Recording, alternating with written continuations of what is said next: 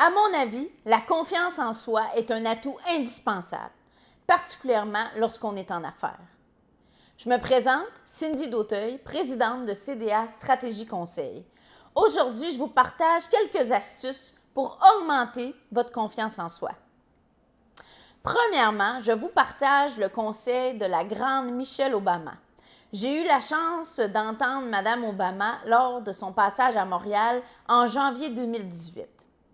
On lui a parlé d'éducation et de persévérance scolaire. Vous allez me dire, mais Cindy, c'est quoi le lien entre la confiance en soi en affaires et la persévérance scolaire? En fait, Mme Obama, lorsqu'on lui a demandé comment on fait pour augmenter la persévérance scolaire, elle a dit que la solution, c'était d'aider les jeunes à augmenter leur confiance en soi. Et comment on augmente la confiance en soi selon Mme Obama? On se pratique. On tombe, on se relève, on a des échecs. C'est comme ça qu'on arrive à la réussite. C'est une belle leçon pour nous, les adultes. Parce que souvent, on oublie. On est tellement dans une culture de réussite et de succès qu'on oublie qu'avant d'arriver au succès, à la réussite, on doit se pratiquer pour arriver au résultat tant attendu. Rappelez-vous, lorsque vous avez appris à marcher, combien de fois vous avez tombé avant d'atteindre le succès? C'est ça aussi quand on est en affaires, c'est ça aussi quand on est à l'âge adulte. C'est juste que notre ego est rendu plus grand, puis on oublie à quel point c'est important de continuer à se pratiquer. Donc, je vous encourage à vous rappeler que la pratique mène à la confiance. Ensuite, quand vous manquez de confiance, je vous encourage également, ça c'est un conseil que j'aimerais que vous vous rappeliez, de sortir de votre zone de confort. Comment on fait pour sortir de sa zone de confort? C'est par la nouveauté. Essayez des nouvelles activités dans votre entreprise, dans votre vie personnelle, des choses que vous n'aviez pas pensé faire ou que vous aviez derrière l'esprit, puis que vous aviez toujours un petit moment d'hésitation avant de vous dire « Ah, je vais me lancer ». Lorsque vous mettez quelque chose à votre agenda, vous avez encore plus de chances de respecter cet engagement que vous avez pris envers vous-même ou envers votre entreprise. Par exemple, je vous partage mon expérience personnelle. Le fait d'enregistrer ces vidéos aujourd'hui, cette vidéo que je fais pour vous, c'est une sortie de zone de confort pour moi.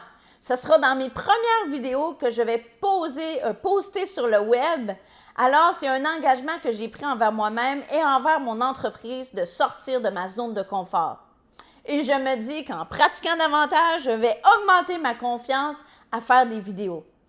Je vous encourage à faire de même.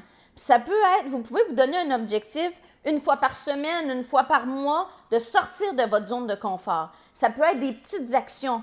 Par exemple, appeler un client au téléphone au lieu d'écrire un courriel. Ça peut être de vous dire, je vais aller à une activité de réseautage, puis au lieu de parler à une personne, bien, je m'engage à parler à 5 personnes pendant la soirée. Ou encore, je m'engage à parler avec assurance et confiance lorsque je vais faire ma présentation corporative à un client. Je m'engage à faire plus de démarchage. Je m'engage à faire une nouvelle activité, par exemple dans ma vie personnelle. Vous n'avez pas besoin d'aller sauter en parachute, mais seulement faire une activité qui peut-être pour vous donne des petits papillons dans l'estomac finalement, puis ça va vous permettre de faire un nouvel essai. Je vous donne un autre exemple personnel. Il y a quelques mois, j'ai tenté l'équitation. Pour moi, c'est quelque chose de magnifique, l'équitation, le contact avec le cheval, mais le fait de l'essayer, ça m'a permis de bâtir ma confiance. Et plus je fais de l'équitation, plus j'ai confiance que je vais réussir cette nouvelle activité.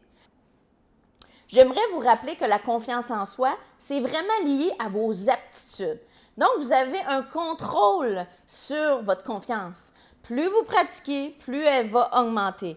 Il y a vraiment une différence entre la confiance en soi et l'estime de soi.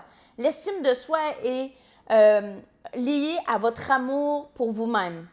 C'est sûr que les stratégies pour travailler l'estime de soi sont complètement différentes que les stratégies pour augmenter votre confiance en soi, mais les deux vont de pair. Finalement, j'aimerais vous rappeler que c'est la connaissance qui bâtit la confiance.